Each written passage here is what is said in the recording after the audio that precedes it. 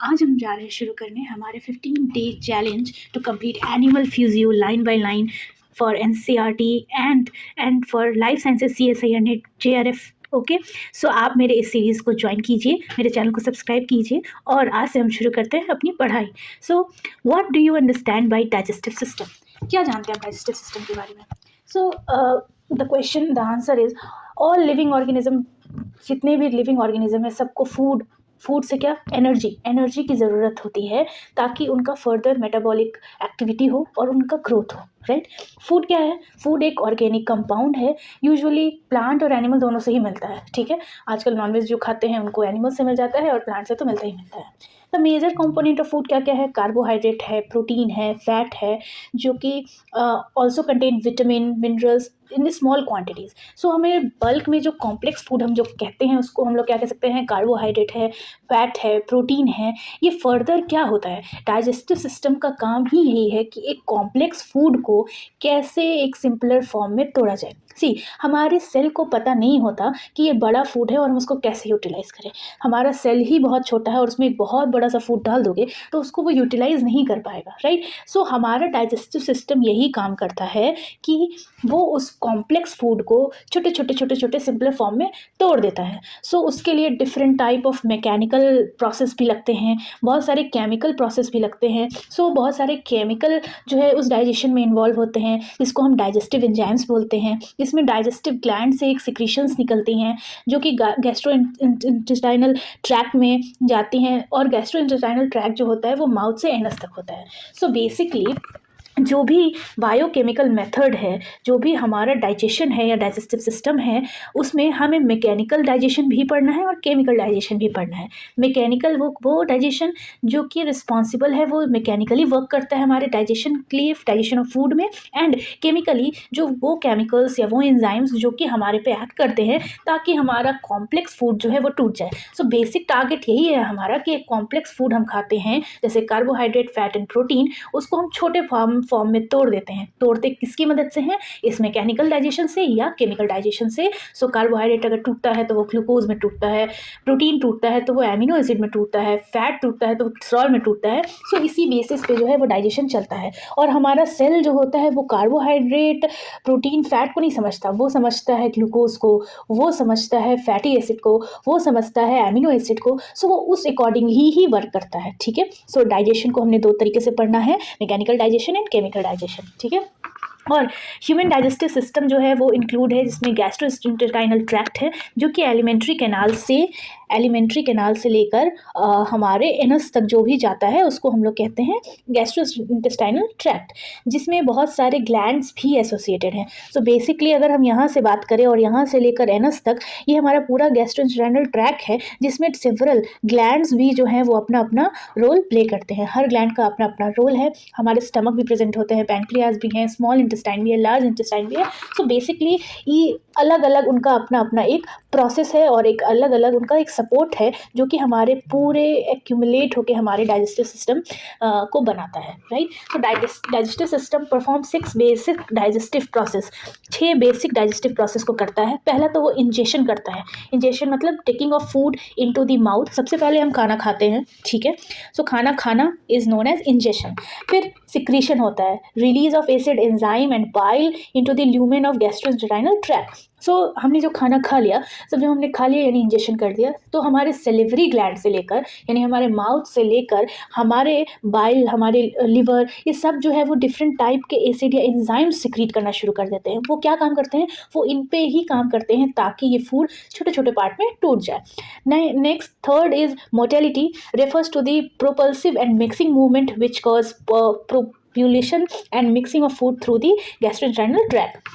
Now the fourth process is digestion, जिसमें mechanical और chemical breakdown होता है हमारे फूड का। Now fifth one is absorption, assimilation of digestive food from the gastrointestinal tract into the blood and lymph. So हमारा क्या होता है, ये जो डाइजेस्टिव सिस्टम में हमारा जो भी डाइजेशन हो गया, डाइजेशन मतलब एक सिंपल फॉर्म में फूड टूट गया, तो उसके बाद हमारे जो वो सेल्स होते हैं उन तक ये ले जाया जाता है और वो सेल्स उसको एब्जॉर्ब करते हैं, उस पर फर्दर एक्टिविटी होती है। सो बेसिकली ह्यूमन फिजियोलॉजी जो है आपस में एक दूसरे से इंटरकनेक्टेड होता है, राइट। हमने फूड खाया वो हम डाइजेस्टिव सिस्टम में पढ़ेंगे, वो टूटा वो हम डाइजेस्टिव सिस्टम में पढ़ेंगे। फर्दर जो हमारा ब्लड से या फिर जो भी हमारा फूड है वो सेल्स में ऑब्जॉर्ब होगा, रिस्पिरेशन का प्रोसेस होगा, सो वो हम एक अलग चैप्टर पढ़ेंगे उसके लिए, रिस्पिरेटरी ट्रैक्ट। नाउ हमने जो भी उसको एब्जॉर्ब कर लिया और हमारा सारा काम हो गया, उस फूड से हमने जो भी है लेना था ले लिया, अब हम उसको एक्सक्रीट करेंगे ताकि हमारे बॉडी में टॉक्सिन्स ना बन जाए। सो उस केस में क्या करते हैं, हम एक्सक्रीटरी सिस्टम पढ़ते हैं, ठीक है। इन बीच में बहुत सारे इंडोक्राइन सिस्टम भी है, नर्वस सिस्टम भी है। सो एक एक्यूमुलेट होकर एक बहुत अच्छा पैटर्न बनाता है। सो हम लोगों का ये लाइफ साइंस का स्टडी ही यही है कि हम ये सब आपस में कनेक्टेड है।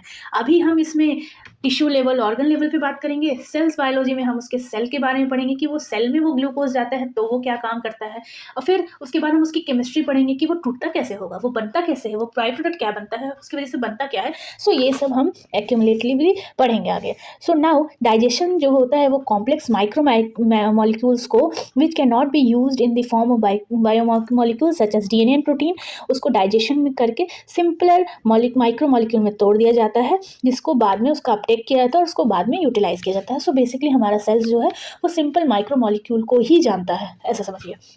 नाउ डाइजेशन जो होता है वो इंट्रासेलुलर भी होता है और एक्स्ट्रा सेलुलर भी होता है।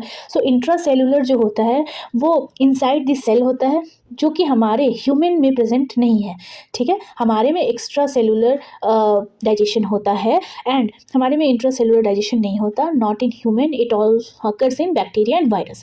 नाउ एक्स्ट्रा सेलुलर डीएनए में क्या होता है, हम जो है वो डाइजेस्टिव एंजाइम्स हमारे डिफरेंट ऑर्गन्स रिलीज करते हैं जो कि कॉम्प्लेक्स मॉलिक्यूल को सिंपल मॉलिक्यूल्स में तोड़ देते हैं। इन ह्यूमन और फंगस एक्स्ट्रा सेलुलर डाइजेशन ही होता है। In body holozoic mode of nutrition, holozoic mode of nutrition मतलब हम जो है वो इंजेक्शन करते हैं, फिर सिक्रीशन होता है, डाइजेशन होता है, एब्जॉर्प्शन होता है एंड देन डिफिकेशन होता है, राइट।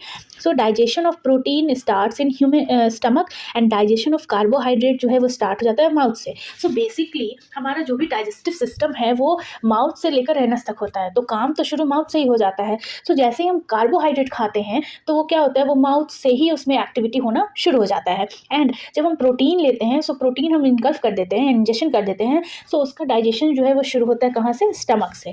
सो ये की पॉइंट है जो आपको याद रखना है।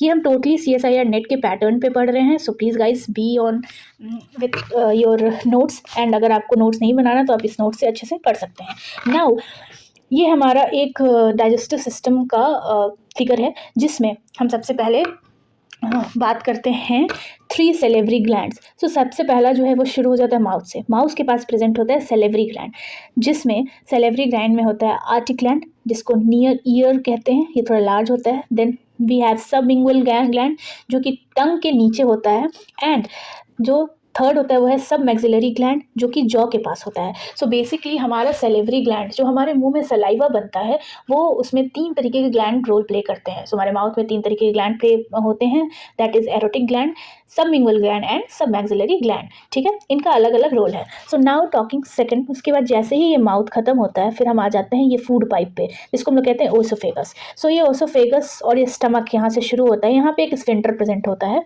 ठीक है। स्फिंक्टर एक तरीके का क्या कहते हैं आप, एक तरीके का ब्लॉकेज टाइप का प्रेजेंट होता है। स्फिंक्टर होता है जो जरूरत पड़ने पे खुल जाता है, वो रिफ्लेक्स एक्शन पे खुलता है। नाउ ये जो भी स्टमक है, स्टमक जो है वो फर्दर यहाँ ये हमारा लीवर है, लीवर से और यहाँ नीचे एक गॉल ब्लैडर है। सो ये गॉल ब्लैडर और ये लीवर मिलता है और ये सब जो भी अपना सिक्रेशन करता है वो इसी स्टमक के इस पाइप में डाल देता है, और फिर हमारा जो फूड है वो दौड़ते भागते पहुँचता है हमारे स्मॉल इंटेस्टाइन में। स्मॉल इंटेस्टाइन को पार करते करते वो पहुँचता है लार्ज इंटेस्टाइन में और फिर एनस के थ्रू निकल जाता है, ठीक है। सो बेसिकली हमें यही पढ़ना है। सो गॉल ब्लैडर है, ड्यूडेनम, जेडनम, पैनक्रियाज प्रेजेंट होते हैं जो कि बहुत सारे एंजाइमेटिक एक्टिविटी के लिए रिस्पॉन्सिबल होते हैं। सो डाइजेशन जो होता है वो 2 तरीके से होता है, mechanical digestion and chemical digestion. So mechanical digestion क्या क्या होता है, बक्कल कैविटी यानी माउथ में जो भी डाइजेशन होता है उसको मैकेनिकल में इंक्लूड करते हैं। GI ट्रैक्ट यानी गैस्ट्रो इंटेस्टाइनल ट्रैक्ट जो होता है वो पेरिस्टाल्टिक मूवमेंट करता है। जैसे ही हम खाना खाते हैं तो कुछ ऐसा मूवमेंट होने लगता है, कुछ ऐसा ऐसा ऐसा ऐसा करके मूवमेंट होता है और हमारा फूड जो है वो इधर इधर से पास करता है, वो उसके पैसेज बनाते चलता है। इस मूवमेंट को हम लोग कहते हैं पेरिस्टैलिटिक मूवमेंट। ठीक है, अब हम देखते हैं बकल कैविटी के बारे में। तो सबसे पहले हम शुरू करते हैं माउथ से। माउथ में हमारे जो होता है वो टीथ प्रेजेंट होता है, बकल कैविटी, जो कि माउथ में सबसे पहले कार्बोहाइड्रेट का डाइजेशन होना शुरू हो जाता है। सो हमारे पास 4 तरीके का टीथ होते हैं। पहला है इंसीजर, दूसरा है केनाइन, तीसरा है premolar and fourth is molar. So इनका अलग अलग काम है। हम लोग जो है during the their life set deciduous teeth, हमारे पास दो बार जो है वो टीथ आते हैं। एक होता है मिल्क टीथ और एक होता है परमानेंट टीथ। ठीक है, जो कि हम लोगों के डेथ के बाद भी रिमूव नहीं होता, और एक होता है मिल्क टीथ जो 7-8 साल के एज में जो है वो रिमूव हो जाता है। ठीक है, सो बेसिकली हमारे पास एडल्ट में, an adult has 32 permanent teeth, जिसमें से 16 ईच जॉ में होता है, यानी अपर जॉ में 16 एंड लोअर जॉ में 16, and which are 4 different type, जिसको हम लोग कहते हैं हेट्रोडेंटेशन। ठीक है, incisor, canine, premolar and molar.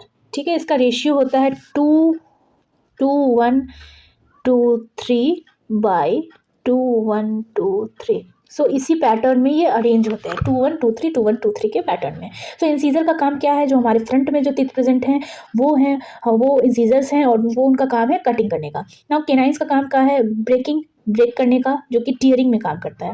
Now pre molar का काम है चीविंग का, और मोलर का भी काम चीविंग का है, और बेसिकली ये दोनों मिलके ग्राइंडिंग का काम करते हैं। सो ये थी हमारे टीथ की बात। सो अगर हम टीथ का फिगर देखेंगे, सो एक सेकेंड, सो ये एक टीथ है, एक टीथ का फिगर देखते हैं, जिसमें होता है ये इनामेल होता है, ये डेंटाइन होता है, ये पल्प होता है, एंड ये जो है वो इसके जॉज, सो जो ये कनेक्टेड रहते हैं। ऊपर वाले पार्ट से लेकर डेंटाइन तक के पार्ट को हम लोग कहते हैं क्राउन एरिया, फिर आता है नेक एरिया, एंड फिर आता है रूट एरिया। सो बेसिकली अगर आपसे कोई पूछे कि टीथ का कौन से कितने सेक्शन में डिवाइडेड है, तो 3 में, crown, neck and root area में। अपर पार्ट में आता है इनामेल, उसके बाद आता है डेंटिन, फिर आता है पल्प, और फिर जो साइड में होते हैं बोन्स होते हैं और गम्स प्रेजेंट होते हैं। ठीक है, now talking about the salivary, so talking about the tongue. So tongue का क्या काम है, सो टंग जो होता है वो, एक सेकेंड,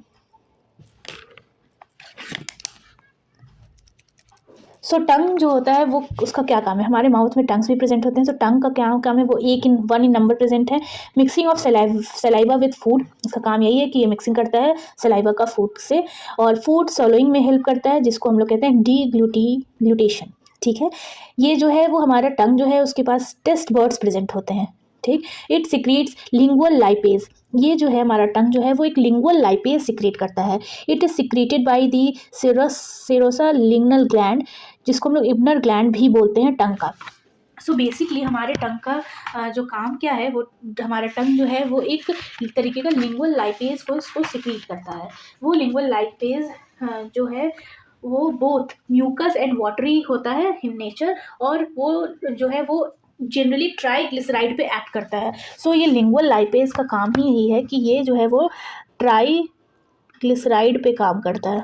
ठीक है, सो अगर आपसे कोई पूछे कि what is the role of tongue, तो आप कहेंगे कि रोल जो है वो ये फूड को सलाइवा से मिक्स करता है। ठीक है, एंड ये एक तरीके का लिंगुअल लाइपेज एक एंजाइम सिक्रीट करता है, जो कि बेसिकली एक्ट करता है किस पे, ट्राइग्लिसराइड पे, या ट्राइग्लिसराइड के डाइजेशन पे। नाउ सेलिवरी ग्लैंड्स जो होते हैं उनका पढ़ते हैं कि क्या है। वो जो है वो एक पैरासिम्पैथेटिक रिस्पॉन्स देते हैं। जैसे ही हम कोई फूड देखते हैं, राइट, कोई बहुत सा टेस्टी सा फूड है लाइक मोमोज, बर्गर, पिज़्ज़ा, आप जैसे ही देखते हैं आपको देखने के बाद पहले तो उसको देखते हैं, फिर उसकी स्मेल आती है, राइट, फिर हमारे बॉडी में एक पैरासिम्पैथेटिक रिस्पॉन्स क्रिएट हो जाता है। रिस्पॉन्स में क्या होता है, हमारे सलाइवा जो है वो सिक्रीट कर देती है, वो salivary gland start secreting saliva, वो सलाइवा सिक्रीट करना शुरू कर देती है। ठीक है, सो जैसे ही हम अच्छा खाने को देखते हैं, हम लोग कहते हैं ना मुंह में पानी आ गया, वो कॉन्सेप्ट यही है कि हमारा जो भी पैरासिम्पैथेटिक रिस्पॉन्स है वो एक्टिवेट हो जाता है, और हमारे सलाइवा के पास सिग्नल आता है कि भाई तुम्हारा जो है ये सलाइवा सिक्रीट करना शुरू करो।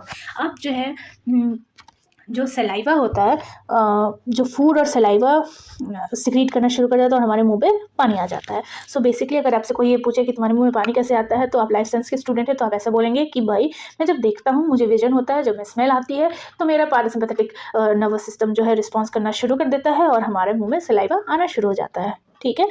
फूड और सलाइवा दोनों मिलके क्या बनाते हैं, बॉलस, और बॉलस को हम लोग swallow करते हैं हमारे फूड पाइप के थ्रू। एंजाइम्स जो सिक्रीट होती हैं वो होती है amylase, alpha amylase, secreted starch. ठीक है, ये अल्फा एमाइलेज जो है वो सिक्रीट होती है हमारे सैलिवरी ग्लैंड में, जो कि स्टार्च पे काम करती है, ग्लूकोज, माल्टोज एंड उस पर काम करती है amylase, alpha amylase, ptyalin. So basically उनका काम यही है। ठीक है, नाउ टॉकिंग अबाउट दी, तो हमने ये तो जान लिया, हमने क्या जाना, हमने माउथ के बारे में जाना। माउथ में जो होते हैं वो टीथ प्रेजेंट होते हैं, टंग प्रेजेंट होते हैं, ठीक है, और ग्लैंड्स भी प्रेजेंट होते हैं जिनका अलग अलग रोल है, वो अलग अलग सिक्रीशन करते हैं। हमारे टंग्स के पास टेस्ट बर्ड होता है और वो भी एक तरीके का एंजाइम सिक्रीट करते हैं जो कि बेसिकली रिएक्ट करता है ट्राइग्लिसराइड पे, that enzyme is known as lingual lipase. ठीक, now talking about the pharynx part. Pharynx मतलब when food is first swallowed, जैसे ही हम फूड को खाते हैं वो हम सबसे पहले उसको निगलते हैं, राइट। सो निगलना जो है वो निगलते वो कहाँ है, वो फूड पाइप में निगलते हैं। It passes from both mouth into the pharynx throat, the funnel shaped tube extended to form internal layer to the oesophagus posteriorly. So basically मैं आपको एक चीज़ बताना चाहती हूँ कि हमारा जो भी वेंट्रल साइड पे ये हमारा माउथ हो गया, हमने फूड खाया, सो यहाँ पे होता है फेरिंग्स, राइट। फेरिंग्स के बाद फेरिंग्स जो होता है वो कॉमन पैसेज होता है फॉर फूड और एयर।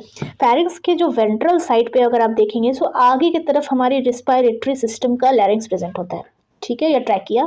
एंड हमारा जो भी जो ओसोफेगस होता है वो जनरली इस फेरिंग्स के इस लैरिंग्स और ये ट्रैकिया के पीछे प्रेजेंट होता है।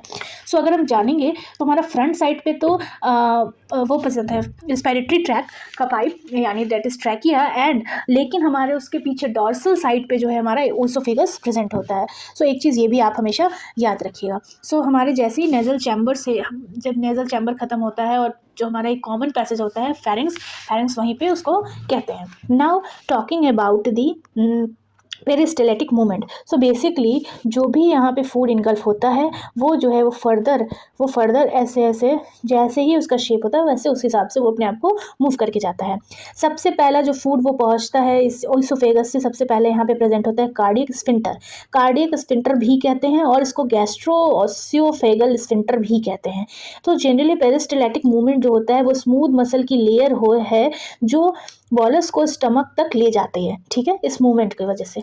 सो यहाँ पे जो है वो गैस्ट्रो ओसोफेगल स्फिंक्टर प्रेजेंट होते हैं। ये स्फिंक्टर खुलते हैं और हमारा फूड जो है वो एंटर करता है। फूड एंटर करने के बाद हमारे सबसे पहले गैस्ट्रिक ग्लैंड्स प्रेजेंट होते हैं हमारे स्टमक में। सो गैस्ट्रिक ग्लैंड कौन कौन से होते हैं, गैस्ट्रिक ग्लैंड 3 तरीके के होते हैं। पहला है पेराइटल सेल्स, दूसरा है पेप्टिक सेल जिसको हम लोग चीफ सेल्स भी बोलते हैं, and third one is mucus cell.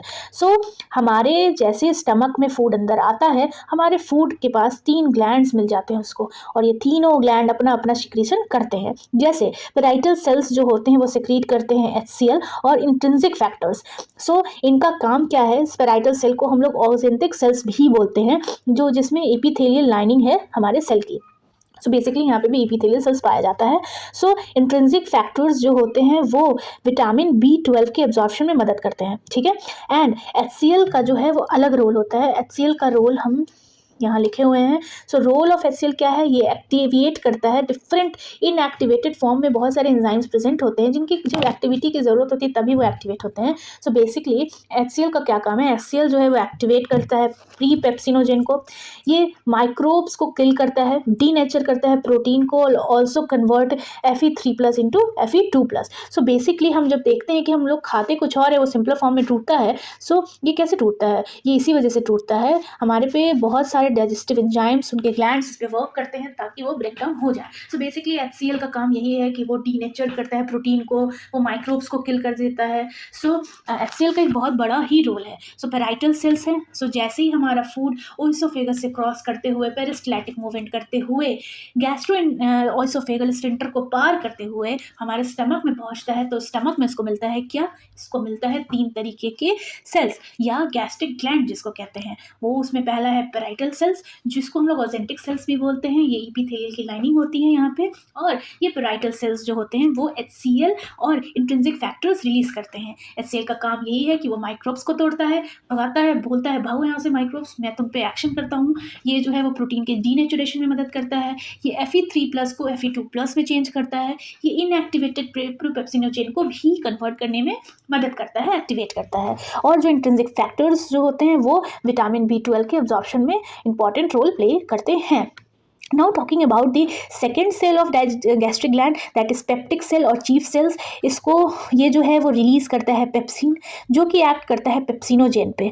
इसका pH लो होता है, लो pH पे एक्ट करता है। और ये पेप्सिन जो है वो दो जगह से काम करती है, एक तो ये प्रोटीन पे काम करती है, और प्रोटीन जो है वो टूट जाती है प्रोटीएजेज में, पेप्टियोज में एंड पेप्टाइड्स में। सो बेसिकली हमारा जो भी हमने कॉम्प्लेक्स फूड खाया, क्या खाया, प्रोटीन खाया, और हम जान रहे थे कि प्रोटीन का जो भी सिक्रीशन जो भी होता है वो कहाँ शुरू होता है, सबसे पहले स्टमक में ही होता है, ठीक है। सो बेसिकली पहली बार जो है वो प्रोटीन टूटा किसमें, प्रोटीएज में, पेप्टोइन में और पेप्टाइड्स में, ठीक है।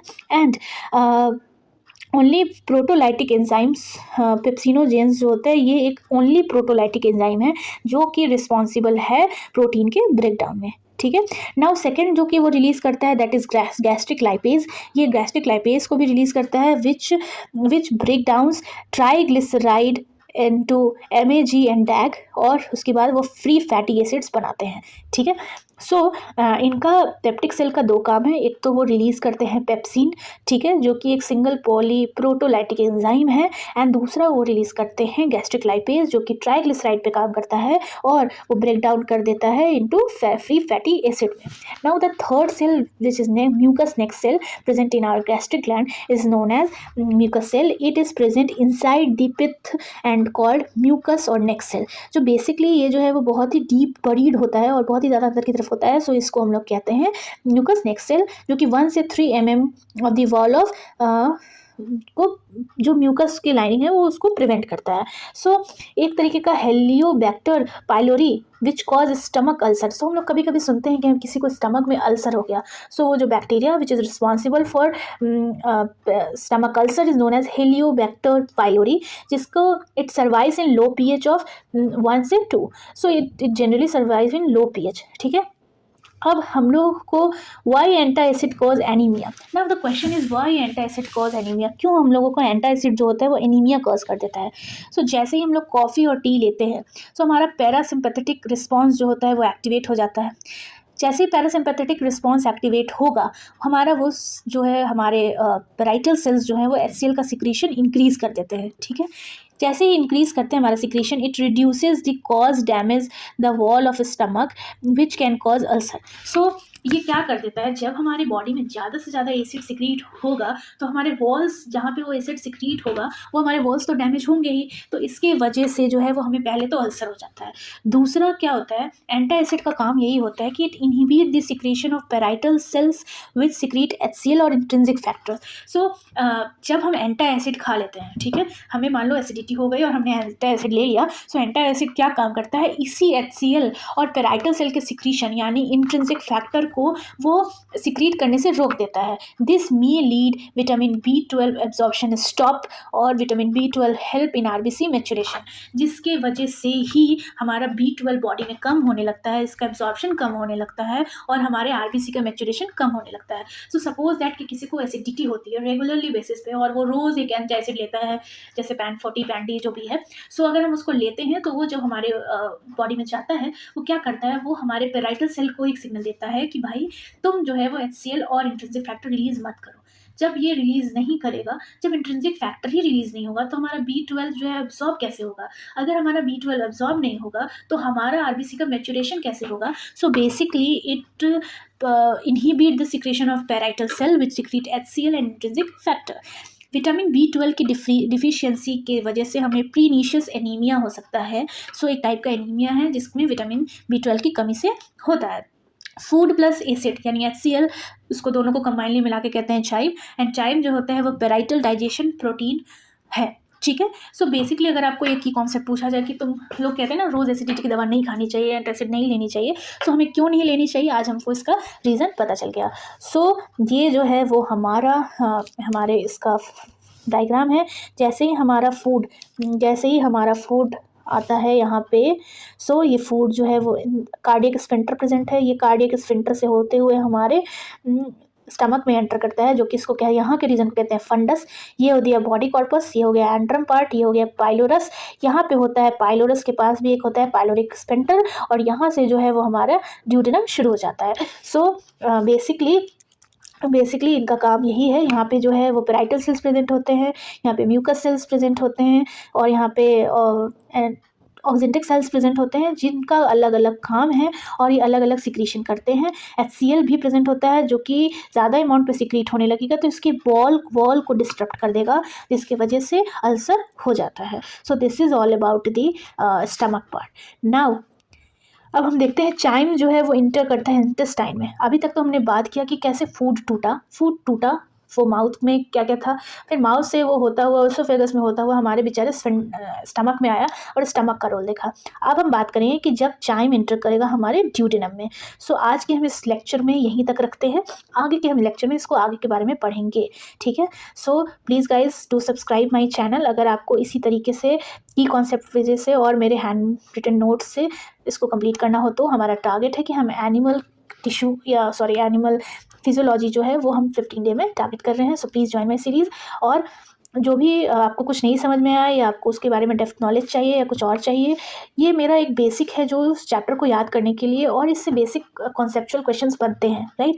जैसे क्वेश्चन बन सकता है कि B12 कौन से फैक्टर से सिक्रीट होता है, कौन से सेल से सिक्रीट होता है, वो नहीं होगा तो क्या होगा, पिनीशियस एनीमिया क्यों हो जाता है। सो बेसिकली इसको MCQ के फॉर्म में ऐसा करके ये लोग पूछ सकते हैं, ठीक है। नाउ हम लोग कल से जो है वो पढ़ेंगे, इंटेस्टाइन को शुरू करेंगे। Now thank you everyone, do subscribe my channel.